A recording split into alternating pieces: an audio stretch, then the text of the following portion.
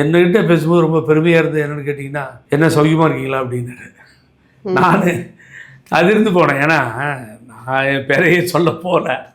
அவரே தெரிஞ்சுட்டு நல்லா எப்படி இருக்கீங்க, நல்லா இருக்கீங்களான்னு கேட்குறப்போ, ரைட் அவர் நம்மளை தொலைக்காட்சியிலையும் அதுலேயும் தொடர்ந்து பார்த்துட்ருக்காரு அப்படிங்கிறது தெரியுது. நான் சிரிச்சுக்கிட்டே கேட்டேன், தொலைக்காட்சியில் பார்த்துட்டீங்களா அப்படின்னு.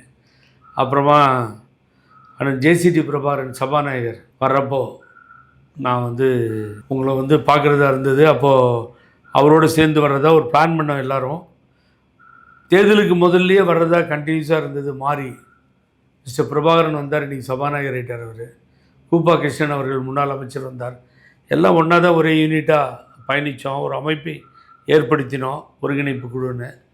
அது முழுவதுமாக வெற்றி பெற முடியவில்லை பழனிசாமியால்.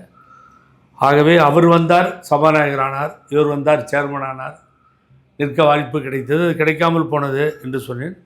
நான் உங்களை பார்த்துக்கிறேன், கவலைப்படாதீங்க, உங்களுக்கு தெரியும், நான் பார்த்துக்கிறேன்ற வார்த்தையை சொன்னார். மிகவும் மகிழ்ச்சியாக இருந்தது.